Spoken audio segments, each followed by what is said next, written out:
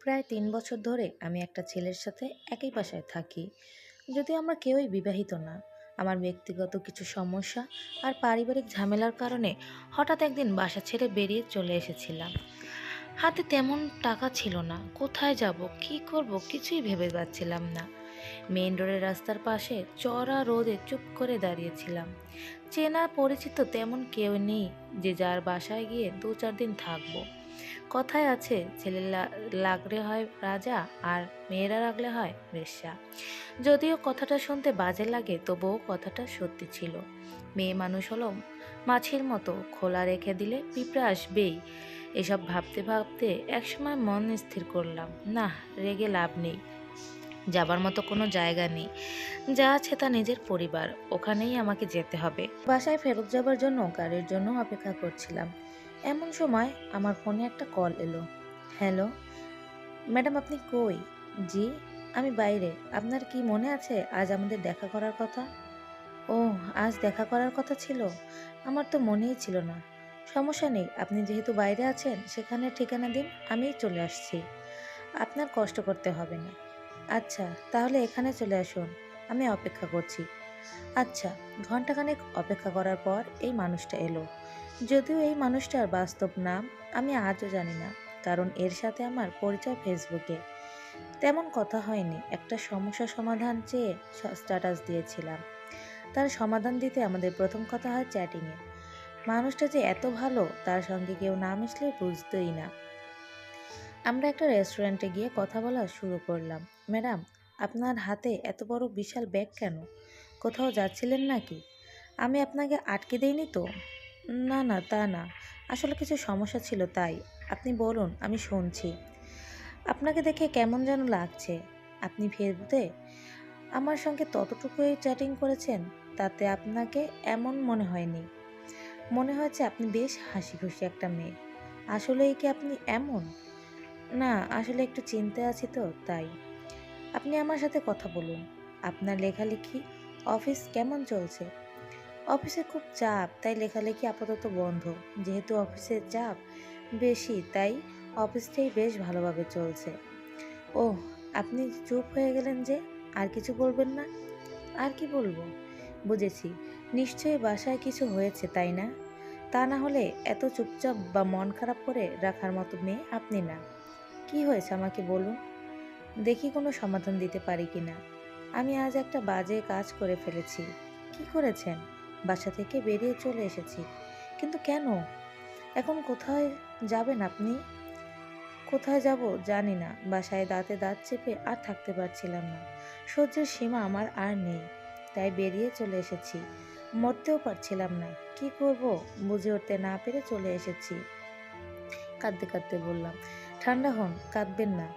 আগে আমাকে বিষয়টা বুঝতে দিন। বাসায় আসলে কি এমন হয়েছিল যার কারণে এভাবে চলে এলেন? আমার ছোট ভাই আমাকে যা তা বলেছে। ও আমার গায়ে হাতও তুলেছে আজ। আমাকে বাসা থেকে বের করে দিয়েছে, তাই চলে এসেছি। 6 বছরের ছোট ভাইয়ের হাতের মার খাওয়া মানে বুঝেন কতটা অপমানের? হুম, বুঝেছি। কিন্তু গায়ে হাত তুললো কেন? আজ রান্না করার সময় মন কোথায় ছিল জানি না, ভুলে তরকারিতে লবণ 2বার দিয়ে ফেলেছি। তরকারিটা খাওয়া যাচ্ছিল না। ও মাংস খেতে খুব পছন্দ করে, আর আজ ওই মাংসের তরকারিতেই লবণ বেশি হয়েছে। ভুল হতেই পারে, তাই বলে বড় বোনের গায়ে হাত তুলবে? এখন কি ভেবেছেন, কোথায় যাবেন? যাব আর কই, আমার যাবার কোনো জায়গা নেই, বাসায় চলে যাব। না, বাসায় যাবেন না। বেরিয়ে এসেছেন, এখন বাসায় ফেরত গেলে আপনার ছোট ভাই আরও মাথায় উঠবে। বলবে, খুব তো রাগ করে বেরিয়ে গিয়েছিলি, আবার তো এই ঘরেই আমার কাছেই এলি। তখন আপনি আরও ছোট হবেন, আর ওর সব কথা মানতে আপনি বাধ্য থাকবেন। তাহলে আমি যাব কই? কিছু মনে না করলে আমার সঙ্গে আমার বাসায় যাবেন। জি মানে? ভয় পাবার কিচ্ছু নেই। আমি একা থাকি। আমার বাবা মা এই দুনিয়া ছেড়েছে আরও 8 বছর আগে। আর আমার ভাই বোনেরা বিয়ে করে বিদেশে সেটেল হয়ে গেছে। আমি একাই দেশে পড়ে আছি, চাকরি করি আর খাই। বাড়িটাও দেখাশোনা করি। আপনি এলে ভালোই হবে। আমি অফিস করব আর আপনি বাড়ির দেখাশোনা করবেন। আমাকে আপনি উঠাবেন কিভাবে? আমি কে, কেউ জিজ্ঞেস করলে তখন উত্তর দিবেন কি? ফ্রেন্ড তো কোনোভাবে বলাই যাবে না। ভাই বোনেরা আসে না বহু বছর, আর আমার আত্মীয়দের সাথে আমার তেমন মেলামেশা নেই, তাই আমার বাসায় কেউই আসে না। আপনাকে নিয়ে গেলে কিছু একটা বলতে তো হবে, কারণ আপনাকে তো আর লুকিয়ে রাখা যাবে না। আর পুরো একটা ফ্ল্যাট আপনাকে দিতে পারছি না, কারণ মাসের মাঝে কাউকে বাসা ছেড়ে দিতেও বলতে পারি না। তাহলে এখন একটা উপায় আছে, যদি আপনি সম্মতি দেন তো বলবো। আর কিছু মনে করতে পারবেন না। না না, বলেন। আপনাকে আমার বউয়ের পরিচয় নিয়ে যেতে পারি। যেহেতু একা থাকি, তাই অনুষ্ঠান ছাড়া পারিবারিকভাবে বিয়ে করেছি, এমন বলতে পারি।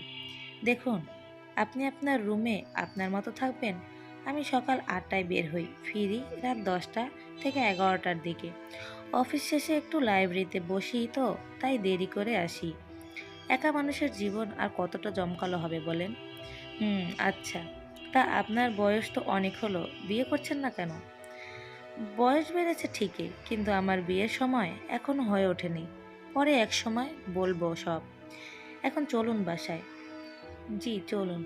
বাসায় এলাম। বাসায় আসতে কোনো সমস্যাই হয়নি। সিঁড়ি দিয়ে উঠতেও তেমন কারো সামনে পড়িনি। কারো সামনে পড়লে হয়তো মিথ্যে বউ সাজতে হতো। আজ না হয় না সাজলাম মিথ্যে বউ, কাল তো ঠিকই সাজতে হবে। দারোয়ানকেও কিছুই বলতে হয়নি। সে হয়তো তার স্যারকে দেখে কিছুই বলেনি, কিন্তু আমার হাতে ব্যাগ দেখে আমার দিকে অনেকক্ষণ তাকিয়েছিল বড় বড় চোখ করে। পরে হয়তো স্বপ্ন। দারোয়ানকে সব বুঝিয়ে বলবে। ও, এখনো তো বলাই হয়নি এই মানুষটাকে আমি স্বপ্ন বলে ডাকি, কারণ তার আইডির নাম ছিল স্বপ্ননীল, তাই স্বপ্ন বলেই ডাকি। একটা সংসারে যাবতীয় যত জিনিস প্রয়োজন তার সব জিনিসই আছে এই ঘরে, বরং বেশিই আছে। কারণ একটা ছেলের এত জিনিস ঘরে প্রয়োজন হয় নাকি, তাও বউ পরিবার ছাড়া। সে যাই হোক, নিজের বাড়ি বলে কথা, তাই একটু একটু করে সবই ঘরে রেখেছে। আস্তে আস্তে বাসার চারপাশের মানুষের সঙ্গে পরিচিত হলাম স্বপ্নের বউ হিসাবে। যদিও স্বপ্নের বাস্তব নাম আমার মনে থাকে না, আর মনে থাকলেও স্বপ্ন বলে ডাকতে ডাকতে স্বপ্নতেই অভ্যস্ত হয়ে গেছি। সকালের নাস্তা করে স্বপ্ন অফিসে চলে যায়, ফেরে সেই রাতে। আমি ঘুমিয়ে গেলেও কোনো সমস্যা হয় না। স্বপ্ন এই 3 বছরে একদিনও কলিং বেল দেয়নি। ওর কাছে দরজার আর একটা চাবি আছে। ও ওর মতো করে ঘরে ঢোকে, হাত পা ধুয়ে টেবিলে সাজানো খাবার খেয়ে ওর রুমে ঢুকেই দরজা বন্ধ করে দেয়। ওর রুমের দরজা লাগানোর একটা আওয়াজ হয়। আওয়াজটা কানে এলেই বুঝতে পারি সে এখন রুমে ঢুকে গেছে, আর বের হবে না। আমি সারাদিন বসে বসে টিভি দেখি আর রান্না করি। যেদিন আমার ভার্সিটি ক্লাস থাকে সেদিন ভার্সিটিতে যাই। স্বপ্নকে এত করে বলেছিলাম আমাকে একটা চাকরি দিতে, সে আমাকে চাকরি তো দিলই না, উল্টে একটা ফ্ল্যাটের সম্পূর্ণ ভাড়া আমাকে নিতে বলল। আমি অবাক হয়ে গিয়েছিলাম খুব। আমি অবাক হওয়ার সঙ্গে সঙ্গে বলে উঠল, এই যে ম্যাডাম, আপনার জব করতে হবে না। আপনি আমার বাড়িটা দেখাশোনা করে রাখছেন, আবার আমার জন্য খাবার তৈরি করে দারোয়ানকে দিয়ে পাঠিয়ে দিচ্ছেন, যাতে আমি বাহিরের খাবার না খাই। রাতের খাবারটাও এসে প্রস্তুত পাই। ঘরটা এত সুন্দর করে সাজানো পাই। এই জবটা কি কম নাকি? আবার এটা ভাববেন না যে আমি আপনাকে কাজের মেয়ে বা আমার বাড়ি দেখাশোনা করার জন্য আপনাকে এনেছি, আর তার বিনিময়ে আপনাকে টাকা দিচ্ছি। আরে না না, তা পাবো কেন? কিন্তু এতগুলো একটা ফ্ল্যাটের টাকা আমাকে দেবেন? আপনি কি পাগল নাকি? এখন যদি আমি জবও করতে যাই সেখানেও হয়তো আমাকে এত টাকা দেবে না। দেবে খুব বেশি হলে 10,000 থেকে 12,000 টাকা। আর আপনি তো আমাকে পুরো ফ্ল্যাটের, একটা ফ্ল্যাটের 16,500 টাকা দিচ্ছেন। হুম, আপনি মেয়ে মানুষ, আপনার প্রয়োজন বেশি। একটা হাত খরচের ব্যাপার আছে, ভার্সিটির ফি দেওয়া একটা ব্যাপার আছে। আর তাছাড়া আপনি আপনার পরিবারকে ছেড়ে এলেও তাদের ভোলেননি। প্রয়োজনে আপনি আপনার পরিবারকেও কিছু দিতে পারেন। আরও যদি টাকার দরকার হয় আমাকে বলবেন, বিনা সংকোচে, কারণ আমি একা। এত টাকা পয়সা বাড়ি গাড়ি দিয়ে কি করব বলুন তো? আর তাছাড়া আমার ভাই বোন তো আছেই, ওরা অত আমাকে অনেক দেয়। এগুলো যদি কারো জীবনে কাজে লাগে তাতে ক্ষতি কি? আমি স্বপ্নের কথাগুলো শুনেই গেলাম, আর চোখ দিয়ে গড়িয়ে পড়ছিল পানি। একটা মানুষ এতটা ভালো কি করে হয়? সব ছেলেই তো মেয়েদের সুযোগ খোঁজে, কিন্তু এই মানুষটা সম্পূর্ণ ভিন্ন। মনে হয় পৃথিবী না, অন্য কোনো জগৎ থেকে এসেছে। সব কিছুর মাঝে ভুলেই গিয়েছিলাম এই মানুষটার কিছু কথা জানার। কিভাবে জানবো? সে সেই সকালবেলা অফিসে যায় আর ফেরে সেই রাতে। খুব প্রয়োজন ছাড়া আমাকে কখনো ডাকে না। শুক্রবার আর শনিবার অফিস বন্ধ। শুক্রবার সে সারা দিন ঘুমায়। ঘুমাই মনে হয়, দরজা লাগানো থাকে তো তাই জানি না। শুধু খাবার খেতে এসে খেয়ে আবার রুমে ঢুকে যায়। দরজা ঠাস, দরজা বন্ধ। শনিবার সে মাঝে মাঝে দুপুর পর্যন্ত বাসায় থাকে, এরপর কই কই যায় আল্লাহ ভালো জানে। আবার সেই রাতে বাসায় ফেরে। সবই টের পাই আমি, কখন এলো আবার কখন গেল সব। আমি এসব নিয়ে এত মাথা ঘামাই না। রান্না বান্না করে চুপ করে বসে থাকি। বাসায় কোনো ভাবি এলে কথা বলি, ক্লাসে যাই, আর প্রতি মাসে বাসায়ও কিছু টাকা দেই। যদিও বাসায় আম্মু জানে আমি হস্টেলে থাকি আর পাশাপাশি ছোটোখাটো একটা জব করি। বাবা তো নেই, আর ছোট ভাইয়ের সঙ্গে আমি কথা বলি না। এভাবেই চলতে থাকলো। এই বাড়িটাকেও নিজের করে নিয়েছি, নিজের মতো করে গুছিয়েছি। অবশ্য স্বপ্নের রুমে এখনো পর্যন্ত যেতে পারিনি। ও ওর রুমের দরজা লক করে যায়, আবার খেতে এলে বাহির থেকে লক করে দেয়। ওই রুমে কি আছে এখন পর্যন্ত দেখিও নি। আগে ফেবুতে একটু একটু কথা হতো, এখন তো তাও হয় না। এরা কেমন মানুষ? ছুটির দিনে অন্তত মানুষ ঘরের আর একটা মানুষের সঙ্গে কথা বলে, এ তো তাও না। আমি আমার ইচ্ছের মতো রান্না করি আর সে চুপ করে গিলে আবার রুমে। অদ্ভুত মানুষ। দু একটা কথা জিজ্ঞেস করলে ওই কথাটুকুর উত্তর ছাড়া আর কোনো কথাই বলে না। লেখালেখি করে যারা তারা মনে হয় এমনই হয়, কিন্তু আমিও তো লেখালেখি করি, আমি তো ওনার মতো না। একদিন স্বপ্ন খুব অসুস্থ হয়ে পড়লো, খুব জ্বর, ঠান্ডা, কাশি। অবশ্য আমাকে কিছুই বলেনি। ওই দিন রাতের খাবার না খেয়েই রুমে ঢুকে দরজা লেগিয়ে দিয়েছে। দুইটা দরজার আওয়াজ হয়েছে সাথে সাথে। তার মানে একটা হলো বাসায় ঢোকার দরজা, আর একটা হলো স্বপ্নের রুমের দরজা। আজ না খেয়েই ঘুমিয়ে গেল। অনেকক্ষণ কান পেতে থাকলাম, না আর বের হয়নি তো। খুব কৌতূহল নিয়ে বের হয়ে দেখি টেবিলের খাবার যেমন ছিল তেমনই আছে। স্বপ্নের কোনো সমস্যা হলো না তো? স্বপ্নের রুমের দরজায় কোনো কান লাগিয়ে শুনতে পেলাম স্বপ্নের কাশির আওয়াজ। বুঝে গিয়েছিলাম সে আজ একটু অসুস্থ। ডাকবো কি ডাকবো না ভেবে আমি আমার রুমে চলে গেলাম। খুব প্রয়োজন হলে সেই আমাকে ডাকবে। সকাল 11টা বেজে গেছে, এখনো পর্যন্ত স্বপ্ন ঘুম থেকে ওঠেনি। সকালের খাবার রেডি করে রেখেছি, খাওনি? খুব বড় কোনো সমস্যা হলো না তো? এখন কি ডাকবো? এখন তো ডাকা উচিত। স্বপ্ন, এই স্বপ্ন, আপনি কি আছেন? কি হয়েছে আপনার? দরজাটা খুলুন। খাবার খাবেন না? আজ কি অফিস নেই? স্বপ্ন অনেক ডাকাডাকির পরে স্বপ্ন এসে দরজা খুলে দিল। আমি যে কি ভয় পেয়েছিলাম, না জানি কি হয়েছে এই ভেবে। স্বপ্ন দরজা খুলে দিয়েই বসে পড়ল, কোনো কথাই বলল না। স্বপ্ন, এই স্বপ্ন, কি হয়েছে আপনার? আমাকে বলুন, কিছু লাগবে? স্বপ্ন তো চোখ খুলে ডাকাতেই পারছে না। স্বপ্নকে কি তুলে ধরে বিছানায় নিয়ে যাব? এভাবে কিভাবে একটা ছেলেকে ধরি? ভাবতেই তো গায়ের লোমগুলো শিরকাটা দিয়ে উঠল। না, কিছু করার নেই। স্বপ্নের শরীরটা মনে হয় খুব খারাপ। স্বপ্নকে ধরেই তুললাম। ওর গায়ে ভীষণ জ্বর, মনে হচ্ছে পানি ফুটে ডকবক করবে এমন। এত জ্বর অথচ আমাকে কিছুই বলল না। আমি জলদি করে এক গ্লাস লেবু শরবত বানিয়ে খাইয়ে দিলাম। সঙ্গে সঙ্গে ওর চোখ বন্ধ অবস্থায় 1.5টা পরোটা ডিম দিয়ে খাইয়ে দিয়েছি। একটা নাপা এক্সট্রাও খাইয়ে দিয়েছি।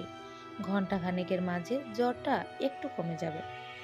মাথায় জলপট্টি দিয়ে দিয়েছি। স্বপ্ন হঠাৎ করে জ্বরের ঘোরে আমার হাত ধরে বলতে লাগলো, শ্রাবণী, আমাকে ছেড়ে যেও না। আমি আর ব্যস্ত থাকবো না, বই নিয়ে ডুবে থাকবো না, শুধু তোমাকেই সময় দেব। আমার এখন অনেক সময়, তবুও তুমি যেও না শ্রাবণী। আবার আমাকে একা করে দিয়ে চলে যেও না। আমি স্বপ্নের হাত ধরে বললাম, আমি শ্রাবণী না, আমি পুতুল। ও আমাকে শক্ত করে হাত চেপে ধরে বলল, আমার শ্রাবণীকেই লাগবে। খুব বুঝতে পেরেছিলাম শ্রাবণী নামে কেউ একজন স্বপ্নের জীবনে ছিল, যেখানে কিছু ঘটার কারণে স্বপ্ন এমন হয়ে গেছে। আর এই রুমে এমন কিছু আছে যা সে কাউকে দেখাতে চায় না। ও উপাস হয়ে আবার ঘুমিয়ে গেল। এতক্ষণে আমার খেয়ালই ছিল না যে আমি বর্তমানে স্বপ্নের রুমে। মাত্রই মনে হলো ওর জ্বর নিয়ে এতটাই ঘাবড়ে গেছি যে টেরই পাইনি আমি কোথায় আছি। ও রুমে বইয়ের সেলফি 3টা। এত বই এত বই এত বই যে কি বলবো বুঝে পাচ্ছি না। টেবিলেও অনেক বই, রুমের আনাচে কোনাচে শুধু বই আর বই। এত বই পাগল কেউ হতে পারে তা নিজ চোখে কেউ না দেখলে বুঝবেই না। রুমটা তো বেশ সুন্দর, তাহলে সবসময় লাগিয়ে রাখে কেন? ওর রুমের বারান্দাটাও সেই, অনেক বাতাস আসে।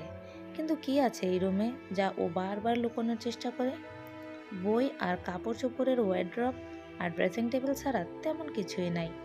রুমটা বেশ খোলামেলা। হঠাৎ করেই টেবিলের পাশে চোখ যেতেই আমার চোখ বড় বড় হয়ে গেল। গিটার! স্বপ্ন গিটার বাজায়? ও গিটার বাজাতে জানে? কই কখনো তো শুনিনি। তাহলে হয়তো পারে, সময় হয়ে ওঠে না বলে বাজায় না হয়তো। টেবিলের পাশে দেখতে দেখতে টেবিলের উপরে দেখলাম স্বপ্নের একটা ছবি। স্বপ্ন বেশ স্মার্ট, কিন্তু ছবিটা কাটা কেন? পাশে কেউ ছিল হয়তো, তাই কেটে দিয়েছে। এই ছবিটায় স্বপ্নের পাশে শ্রাবণী ছিল না তো?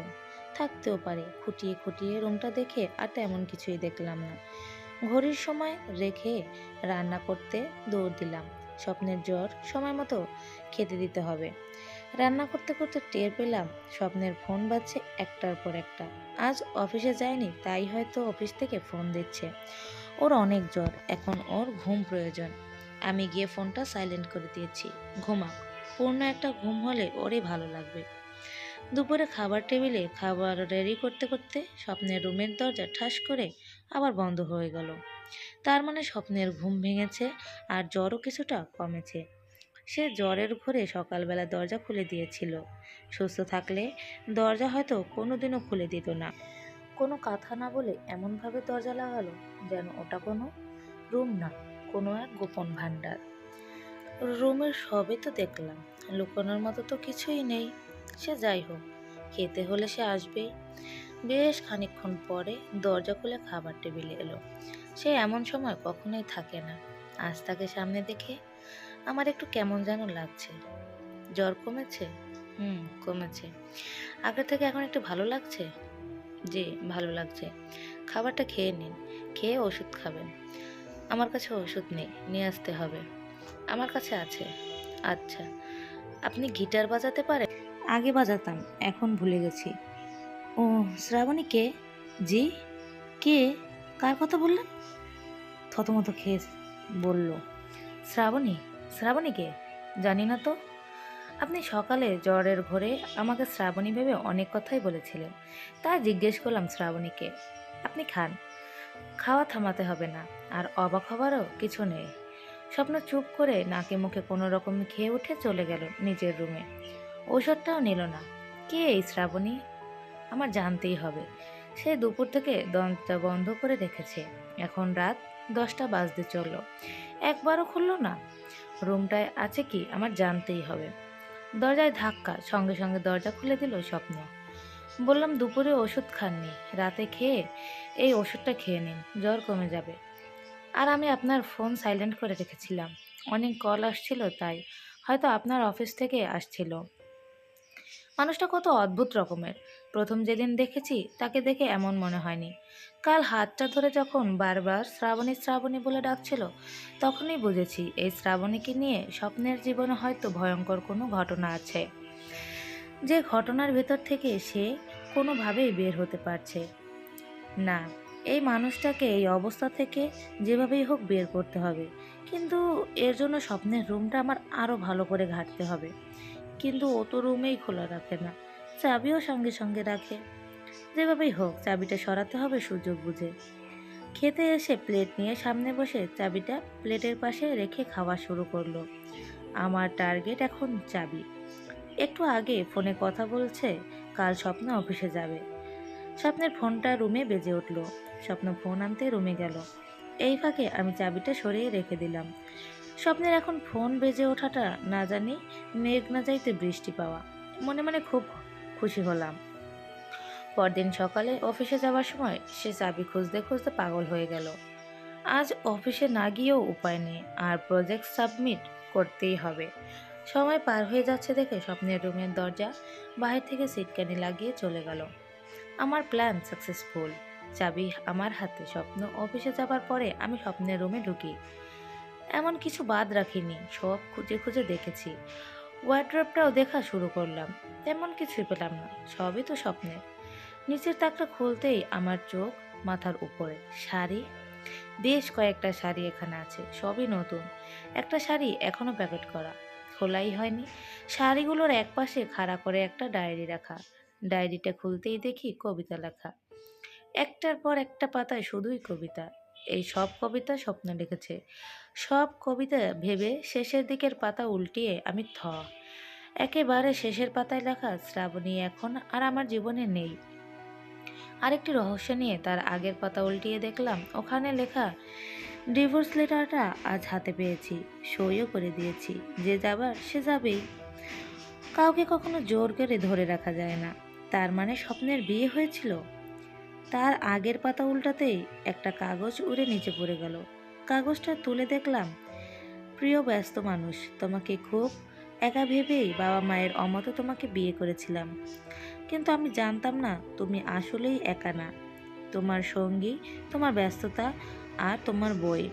আমাদের বিয়ের বয়স 2 বছরের বেশি হয়ে গেল, কিন্তু আমি তোমার কাছে এখনো নতুনই আছি। সারাদিন অফিস, লাইব্রেরি আর যতটুকু সময় বাসায় থাকো ততটুকু সময় বইকেই দাও। আমাকে সময় দেয়নি একদিনও। এই 2 বছরের মাঝে আমি একদিনও বলতে পারবো না যে তুমি একটা ছুটির দিন আমাকে দিয়েছো বা তোমার সঙ্গে একটু ভালোভাবে কথা বলেছি। কি করব বলো, তোমাকে সঙ্গ দিতে এসে আমি নিজেই একা হয়ে গেছি প্রায়। নিজেকে আমি একটা মুহূর্তের জন্য তোমার বউ ভাবতে পারিনি। মনে হয়েছে বিয়ে নামে আমাকে শো করতে নিয়ে এসেছো। এ আর বলছি কি, বিয়ের প্রথম রাতে বউকে পাশে বসিয়ে রেখে বই হাতে নিয়ে কেউ ঘুমিয়ে পড়ে? কিন্তু তুমি তাই করেছ। তুমি হয়তো আমাকে নিয়ে না, ওই বইকে নিয়েই ফুলসজ্জা করেছিলে। এভাবে আর পারছিলাম না। আমি আমার স্বামীকে আমার করতে চেয়েছিলাম, চেয়েছিলাম আমার পাগল করতে, কিন্তু না, তুমি হয়েছ বই পাগল আর ব্যস্ত পাগল। তুমি এতটাই ব্যস্ত থাকো যে আমি মা হতে চলেছি এই খুশির খবরটা পর্যন্ত আমি তোমাকে দিতে পারিনি। তুমি তোমার ব্যস্ততা নিয়েই থাকো, আমাকে আর তোমার প্রয়োজন নেই। আমি চললাম শামীমের হাত ধরে। তোমার খুব কাছের বন্ধু শামীম, তবুও ও এত ব্যস্ত থাকে না, আমাকে একটু হলেও সময় দেয়। আমি জানি এই ঘটনার পরে তুমি আর কাউকে বিশ্বাস করতে পারবে না, কিন্তু এই ঘটনাটা তৈরি করেছো তুমি। আমি তোমাকেও কিন্তু ভালোবেসে বিয়ে করেছিলাম, কিন্তু তুমি তার দাম আমাকে দেওনি। আমার সন্তানকে আমি তার ব্যস্ত বাবার সঙ্গে পরিচিত করাতে চাইনি, পরিচিত করাতে চেয়েছি আমার সন্তানের বাবার সঙ্গে, ব্যস্ত মানুষের সঙ্গে না। তুমি ভালো থেকো আর বই নিয়েই ডুবে থাকো। আমি তোমার জীবনে থাকলেও যা, না থাকলেও তা। ডিভোর্স লেটারটা পেয়ে যাবে কিছুদিনের মাঝেই। কোনো ঝামেলা না করে দয়া করে সইটা করে দিও। আর আমার সন্তানকে নেবার চেষ্টা তুমি একবারও করবে না, কারণ তুমি একজন কেয়ারলেস পারসন, যার হাতে আমার সন্তানকে আমি কখনোই দেব না। ইতি, শ্রাবণী। চিঠিটা পড়েই আমি একটু গম্ভীর হয়ে গেলাম। এটা কি হলো? কিছুই বুঝতে পারলাম না। শ্রাবণী এমন করলো কেন? স্বপ্নকে বোঝাতে পারতো, তাদের সন্তানের কথা একটু সময় বের করে বলতো, তাহলে স্বপ্ন নিশ্চয়ই বুঝতো। তাহলে স্বপ্ন হয়তো শ্রাবণীকেই সময় বেশি দিত। আমি নামছি, শুরুর ভুলটা স্বপ্নের, কিন্তু এখনের ভুলটা শ্রাবণীর, কারণ একজন বাবার সম্পূর্ণ অধিকার থাকে তার সন্তানের ব্যাপারে জানার। স্বপ্ন এবং শ্রাবণী এরা দুজনে মিলে আলোচনা করলে হয়তো এ ব্যাপারে তারা নিজেরাই সমাধান দিতে পারত। শ্রাবণী এটা অনেক বড় ভুল করেছে। আমি শাড়িটা দেখছিলাম, শাড়িটা দেখেই বুঝেছিলাম শ্রাবণীর জন্য নিয়ে এসেছিল। শাড়িটা হয়তো খুলেও একবার দেখেনি। আজ আমি স্বপ্নকে চমকে দেব। রাতে স্বপ্নে দরজাটা খুলেই আমাকে দেখে চুপ করে দাঁড়িয়ে গেছে। বলা যায় ও একটা শখ পেয়েছে। আপনি শাড়িটা কোথায় পেলেন? পেয়েছি। আমাকে শাড়িতে দেখতে কেমন লাগছে? অনেক ভালো লাগে, কিন্তু শাড়িটা আপনি কোথায় পেলেন? পেয়েছি আপনার ওয়ার্ড্রোবে। আমাকে জিজ্ঞেস না করে আমার ব্যক্তিগত কিছু জিনিসে হাত দেয়া আমি মোটেই পছন্দ করি না। আপনাকে আমার এখানে থাকতে দিয়েছি, তার মানে এই না যে আপনি আমার সব কিছু নিয়ে মাথা ঘামাবেন। আপনার রাগটা একদম ঠিক আছে। একটু ঠান্ডা হন, নিন পানিটা খান। খেয়ে ড্রেস চেঞ্জ করে এখানে আসুন, আপনার সঙ্গে আমার কথা আছে। কথা বলার সাথে সাথেই গ্লাসটা হাত থেকে ফেলে দিয়ে রুমে চলে গেল। আজ আর দরজা লাগালো না। কিন্তু রেগে গেছে খুব। কিছুক্ষণ পর এসে আমাকে বলল, আমাকে আমার শাড়িটা ফেরত দিন, প্রয়োজনে আমি আপনাকে নতুন শাড়ি কিনে দেব। না, এই শাড়িটা আমার দরকার। এই শাড়িটার গল্পটা আমি শুনতে চাই, শোনাবেন? শোনাবো।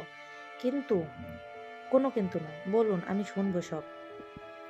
শাড়িটা যেহেতু পেয়েছেন, নিশ্চয়ই ডায়েরিটাও পেয়েছেন, তার লেখাও হয়তো পড়েছেন।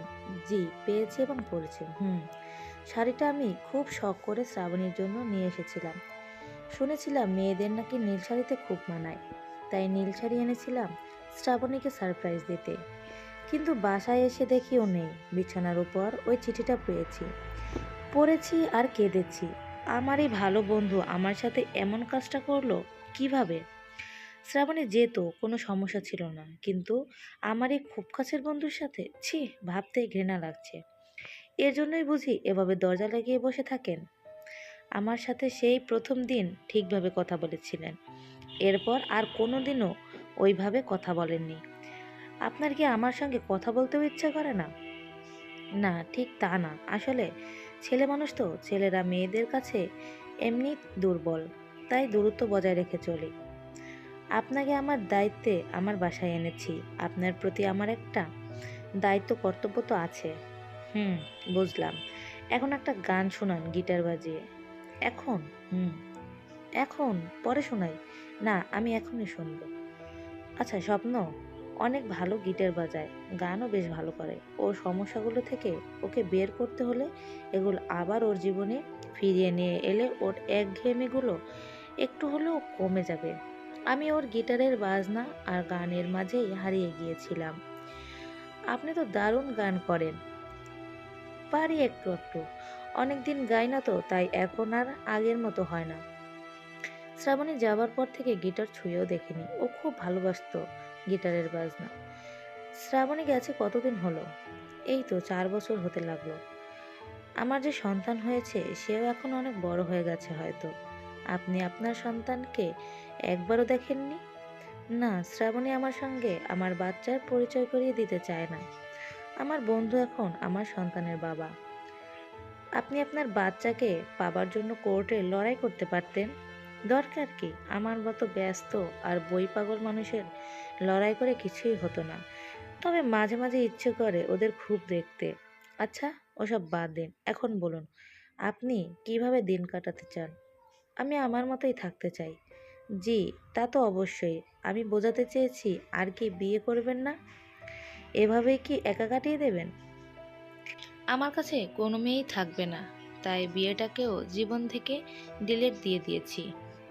অট্টহাসি দিয়ে বলল, আমি যদি থেকে যাই? জি, আমি বুঝলাম না, মানে অবাক হয়ে বললাম, আমি যদি আপনার পাশে বাকিটা জীবন থেকে যাই তাহলে? না, এটা সম্ভব না। স্বপ্ন উঠে নিজের রুমে যাবার প্রস্তুতি নিচ্ছে। কেন সম্ভব না? আমি আপনাকে আপনার মতো করে ভালোবাসবো। হাতটা টেনে ধরে বললাম, দেখুন, আপনার সুন্দর একটা জীবন আছে, সুন্দর একটা ভবিষ্যৎও আছে, দয়া করে এভাবে আপনার জীবন নষ্ট করতে চাইবেন না। দেখুন, আমার জীবনটা পুরোই এলোমেলো। আমি যদি আপনাকে গুছিয়ে তুলি তাতে তো কোনো সমস্যা নেই। আমি আপনাকে এই আটকা জালের মাঝ থেকে বের করতে চাই। আপনি যদি আমাকে সঙ্গ না দেন তাহলে আমি একা একা পারবো না কখনোই। আপনি যা বলছেন তা কখনোই সম্ভব না। আপনি নিজেকে এভাবে শেষ করে দিতে পারেন না। আমি যেমন ছিলাম তেমনই থাকবো। আমার বদল আর কখনোই হবে না। আমি আমার জীবন নিয়ে অনেক কিছুই করতে পারি যদি আপনি সুযোগ দেন তো। আমি লোক দেখানো আপনার বউ হয়ে আর থাকতে পারবো না। এবারে আমি আপনার সত্যিকারের বউ হতে চাই। আর আমি আপনাকে বদলাতে বলিনি। আপনি এভাবেই থাকুন, আমার সমস্যা নেই। আমি সব আমার মতো করে গুছিয়ে নেব। আপনি কেন বুঝতে চাইছেন না? আমি সবই বুঝতে চাইছি। আর আপনি যে মানসিক সমস্যায় ভুগছেন, এটা থেকে বের করতে আমি একাই পারবো, আর কেউ পারবে না। তাই আমি আপনার সঙ্গেই আছি বাকিটা পথ। আপনি মনে হয় পাগল হয়ে গেছেন। স্বপ্ন নরম হয়ে বলল, উফ, আপনি না, আজ থেকে তুমি। এখন রাত 3টা বেজে গেছে কথা বলতে বলতে। কাল অফিসে যাবে না, ছুটি নেবে? আমরা কাজী অফিসে গিয়ে বিয়ে করব। কি, কালেই? কালেই। তুমি ঠিক আছো তো? আর তোমার পরিবার? আমার পরিবারকে বোঝানোর দায়িত্ব আমার। কাল আমাদের বিয়ে, মনে থাকে যেন। খুব ভোর থেকেই আমার বিয়ের প্রস্তুতি চলছে। আজ আর একবারও স্বপ্ন দরজা লাগায়নি। ও আস্তে আস্তে এই ঘর থেকে বের হলেই সব আবার স্বাভাবিক হয়ে যাবে। স্বপ্ন সকাল থেকে শুধু আমাকে দেখছে।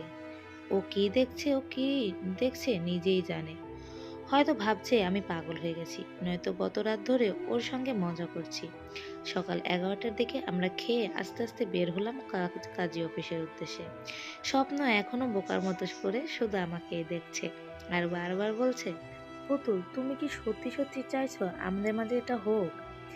আমিও বারবার হুম বলতে বলতে একসময় রেগে গিয়ে বললাম, আবার এই প্রশ্নটা করলে আমি এই চলন্ত রিক্সা থেকে ঝাঁপ দেবো বলে দিলাম। আমার হুমকি শুনে এখনো থেমে গেছে, কিন্তু আমাকেই দেখছে। কাজী অফিসের সামনে গিয়ে বলল, পুতুল তুমি আবারও একবার ভালো করে ভেবো, এখনো সময় আছে। ভেবেছি। তুমি কি ভেতরে আসবে স্বপ্ন, নাকি? হুম, আসছে। আমাদের বিয়ের পরে আমরা সারাদিন বাইরে অনেক ঘুরেছি। বাহির থেকে বাসায় আসার সঙ্গে সঙ্গে স্বপ্ন একটা শাড়ি ওয়ার্ড্রোব থেকে বের করে দিয়ে বলল পরে আসতে। আমি শাড়িটা পরে স্বপ্নের রুমে গিয়ে বসে আছি। স্বপ্ন পাশে এসে বসে হাত ধরে বলল, পুতুল আমি তোমাকে অনেক সময় দেব, আর ব্যস্ত থাকবো না। তোমাকে ভুলে বইয়ের মাঝে ডুবেও থাকবো না। আমাদের মাঝে সব ঠিক করে এরপর যদি সময় হয় তখন বই পড়বো, নয়তো আর বই পড়বো না। যদি পড়িও তোমাকে কষ্ট দিয়ে না। অফিস শেষে বাসায় চলে আসবো তাড়াতাড়ি, লাইব্রেরিতেও যাব না। সব সময় আমি তোমাকেই দেব। স্বপ্ন, কিছু মনে করো না। একটা কথা বলি, আমি শ্রাবণী না, আমি পুতুল। আমি তোমাকে আমার মতো করে ঠিক গড়ে নেব, আর আমি তোমাকে আমার মতো করে ভালোবাসবো, শ্রাবণীর মতো না। সব করো, কোনো সমস্যা নেই। লাইব্রেরিতেও যাও, বইও পড়ো, কিন্তু আমাকেও একটু মনে রেখো। আর অফিস শেষে জলদি করে বাসায় চলে আসবে। ছুটির দিনের একটা দিন পুরোটা আমাকে দেবে। আর বাকি একটা দিন তুমি লাইব্রেরি বা বই নিয়ে কাটালেও আমার কোনো সমস্যা নেই। বই তো পড়বেই, পড়ো, কিন্তু ঘরের সব ঠিক রেখে, আচ্ছা? আর এই যে ম্যাডাম, আমার নাম কিন্তু স্বপ্ন না, আমার নাম মিস্টার নাহিদ ইসলাম।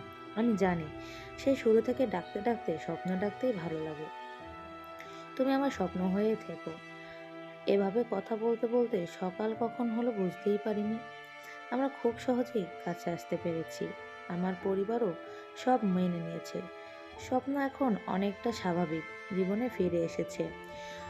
স্বপ্ন এখন আমাকে পর্যাপ্ত সময় দেয়। ওর ওই যে একটা ভয় মনে ভিতরে ঢুকে গেছে শ্রাবণীকে নিয়ে, ওই ভয়টা ওর এখনো আছে। ভয়টা কাটাতে আরও সময়ের প্রয়োজন। আজকের প্রস্তুতিটা অন্য দিনের তুলনায় একটু ভিন্ন, কারণ আজ স্বপ্নের জন্য একটা সারপ্রাইজ আছে। স্বপ্ন সন্ধ্যায় ঘরে ঢুকতেই আজ ঘরে ঢুকবে না। কেন? কি হয়েছে? মার্কেটে যাও। মার্কেটে গিয়ে একটা বাবুর ছবি নিয়ে এসো। বাবুর ছবি দিয়ে কি করবে? পরে বলছি, আগে নিয়ে এসো। স্বপ্ন বিশাল একটা বাবুর ছবি নিয়ে এসেছে। ওকে আর কোনো কাজ করতে না দিয়েই বাবুর ছবিটা দেয়ালে টানিয়ে দিলাম। আচ্ছা স্বপ্ন, আমাদের বাবুটাও এই ছবির বাবুর মতো হবে, নাকি তোমার মতো হবে? মানে আমি কিছুই বুঝতে পারছি না। কি বলছো পাগলের মতো? আমি কিছু বললেই তোমার পাগলামি মনে হয়, তাই না? না, তাই না। তা না তো কি? দাঁড়াও, একটা জিনিস দেখাচ্ছি। এই নাও। এটা কি? খুলে তো দেখবে। হুম, এই তো ছোট্ট একজোড়া জুতা। তুমি কি এখন পুতুল খেলবে? হাসি দিয়ে বলল, গাধা একটা, কিচ্ছু বোঝে না। এই ছোট্ট জুতো জোড়া আমাদের দুজনের জুতোর মাঝে আসছে খুব শিগগির। এবার বুঝেছো? মানে তুমি আর আমি? আমাদের মাঝে আরেকজন ভাগ বসাতে আসছে। আমি লজ্জা পেয়ে বললাম। স্বপ্ন খুশিতে পাগলের মতো করছিল এত বড় খুশির খবর শুনে। ও যে কি করবে ভেবেই পাচ্ছিল না। ও ওর খাওয়া দাওয়া পর্যন্ত ভুলে গেছে। সকালে অফিসে যাওয়ার আগে দুনিয়ার হুকুম দিয়ে যায়, এটা করবে না, ওটা করবে না, এটা খাবে, সেটা খাবে। আমার আম্মুকেও গিয়ে ও নিয়ে এসেছে। খালি বাসায় আমার যদি কিছু হয় এই ভেবে। এই মানুষটাকে তার অন্ধকার জীবন থেকে বের করতে খুব বেশি সময় আমার লাগেনি। স্বপ্নের দরকার ছিল একটু ভালোবাসা, যা তাকে একটু হলেও বদলে দেবে। আমি বলছি না শ্রাবণী খারাপ। ও হয়তো ওর সময়টুকু বুঝে উঠতে পারেনি, বা স্বপ্নকে ওইভাবে নিজের মতো করে দেখেনি। স্বপ্নকে স্বপ্নের মতো করে ভালোবাসার দরকার ছিল। ও বই পড়তে ভালোবাসে, তার মানে এই না তাকে বইয়ের মাঝ থেকে একেবারে সরিয়ে আনতে হবে। তাকে বই পড়া এবং অফিসের কাজের পাশাপাশি অন্য যে একটা জগৎ আছে তা বুঝতে দেবার জন্য একটু সময় দরকার ছিল। সত্যি কথা বলতে, যে ছেলে গত বেশ কয়েক বছর যাবৎ একা একা থাকছে সে আর কেমনই বা হবে। একাকিত্ব স্বপ্নকে খুব করে চেপে ধরেছিল। তখন সে বইয়ের জগৎকেই আপন ভেবে নিয়েছিল। তার ধারণা ছিল সবাই তার বিশ্বাস ভাঙলে বা তাকে ছেড়ে চলে গেলেও বই তাকে কখনোই ছাড়বে না। সব কথার এক কথা হলো, আমরা এখন অনেক ভালো আছি। ওর মনের ভয়গুলো পুরোপুরি দূর করতে না পারলেও সে এখন অনেকটা স্বাভাবিক। আমাদের সন্তানেরও এই পৃথিবীতে আসার সময় হয়ে গেছে। স্বপ্ন এখন অনেক দায়িত্ববান হয়েছে, বাবা হতে চলেছে যে। দুজনেরই এলোমেলো একটা জীবন থেকে বেরিয়ে এসে এখন আমরা সব নিজেদের মতো করে গুছিয়ে নিয়েছি। এমন একটা ভালো মানুষের আমার জীবনে খুব প্রয়োজন ছিল। হোক না শুরুটা এলোমেলো, শেষের দিকটায় যাচ্ছি ধাপে ধাপে। এখন চারদিক জুড়ে সব ঠিক হয়ে গেছে। তাহলে আজকের এই সুন্দর গল্পটার এখানেই সমাপ্তি হোক। যদি কারো গল্পটি ভালো লেগে থাকে অবশ্যই সাবস্ক্রাইব করে আমাদের পাশে থাকবেন। আল্লাহ হাফেজ।